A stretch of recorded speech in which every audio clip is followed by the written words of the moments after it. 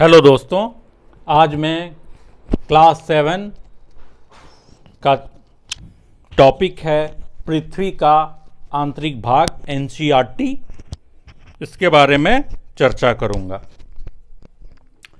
तो इसमें सबसे पहले हम लोग यहाँ पे जो मैप है, ये मैप को देखते हैं और पृथ्वी का जब हम लोग रचना देखते हैं तो यहाँ पे सेंटर है, उसके जस्ट ऊपर में इनर क्रोड है, उसके जस्ट आगे में मेंटल है और ये वाला पोर्शन है सीमा और सबसे बाहर में स्थल मंडल है। और यहां का जो लेयर है, ये लेयर ये प्रॉपर्टी कहलाता है। क्या? प्रॉपर्टी।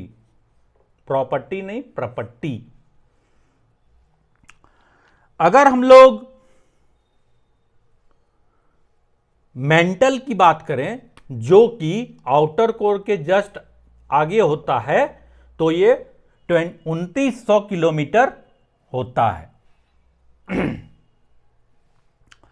अब है प्रॉपर्टी क्या है, तो महाद्वीपीय संहति, एक प्रॉपर्टी महाद्वीपीय संहति जो कि 35 किलोमीटर है और समुद्री सतह से इसका जो दूरी है वो 5 किलोमीटर होता है। अब है महाद्वीपीय संहति क्या है, तो ये सिलिका और एल्यूमिना का बना होता है, जिसको शियल कहा जाता है। क्या कहा जाता है? शियल। ये शियल वो नहीं है कैजुअलिटी लीव, ड्यूटी में जो होता है वो नहीं है, ठीक है। अब है महासागर का जो प्रॉपर्टी है, सिलिका और मैग्नीशियम जब होता है तो उसको सीमे कहा जाता है। Silica, magnesium, सीमे। सीमे आप लोग भी बुलाते होंगे ना किसी को प्यार से, सीमे सीमे, ठीक है।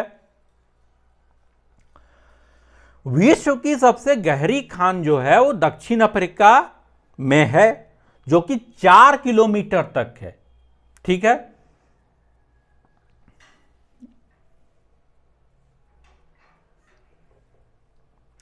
और पृथ्वी की सतह पर पहुंचने के लिए हमको समुद्र के सरफेस से 6000 किलोमीटर खुदाई करना होगा, जो कि असंभव है।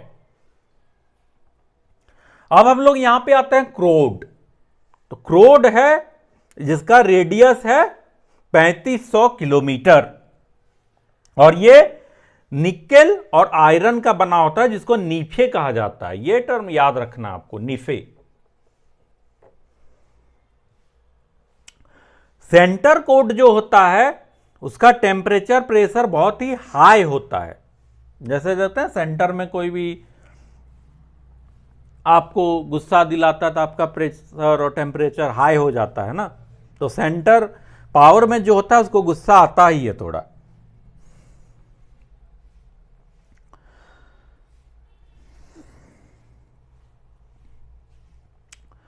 अब है हम लोग यहां पे देखते हैं स्ट्रक्चर।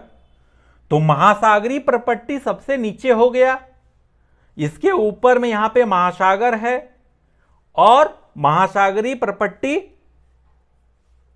यहां पे भी है और ये महाद्वीप है। ये क्या है? महाद्वीप है। अगला है कि शेल और खनिज।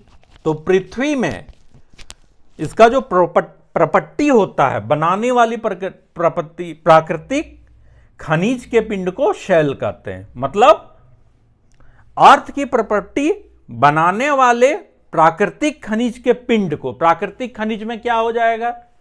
कोयला हो गया आपका, आयरन हो गया, मैग्नीज, जितने सारे हैं उसको बनाने वाले पिंड को शेल कहते हैं। जैसे आप लोग नहीं देखें टॉपिक, कोल बेड, इस गोदावरी शेल में, तो आसाम के दिग्बोई में वहां पे जो शेल है, जो तेल निकलता है, मुंबई हाई में आप लोग देखे होंगे करंट टॉपिक में, ये सब वही चीज यहां पे है, शेल। तो शेल 3 टाइप्स का होते हैं। कौन कौन? इग्नियस, सेडिमेंट्री और मेटामॉर्फिक। सबसे पहले हम लोग देखते हैं इग्नियस। क्या होता है ये? जिसका मैग्मा लिक्विड में होता है और निकलते ही जो ठंडा हो जाता है। ठीक है, मतलब आपको देखें कोई गुस्सा दिलाता है तो कोई ताकतवर आ जाए सामने तो आपका गुस्सा कैसे ठंडा हो जाता है, तुरंत एकदम सिट्टी पिट्टी गुम। वही हाल यहां है कि तुरंत ये ठंडा हो गया। इसको प्राथमिक शेल भी कहते हैं। ठीक है, ये दो प्रकार के होते हैं, एक अंतर्वेदी और एक बाह्यवेदी। तो अंतर्वेदी को हम लोग जब देखते हैं तो इसका क्या होता है, इसका जो लिक्विड होता है मैग्मा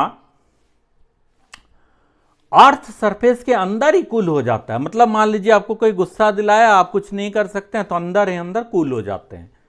तो ऐसा शेल का अगर हम उदाहरण देखें तो वो है ग्रेनाइट। क्या है उदाहरण इसका? ग्रेनाइट। अब है बाह्यवेदी।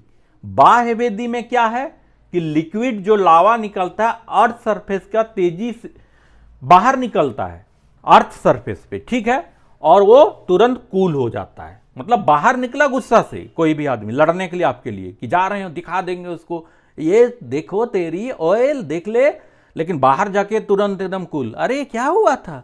अरे हाँ सब तो ठीक है, अरे भाई भाई हैं, दोस्त दोस्त हैं, क्यों लड़ता है? वही हाल यहां है। ठीक है, तो ऐसा बाह्यभेदी इग्नेयस रॉक का जो उदाहरण है वो है बेसाल्ट।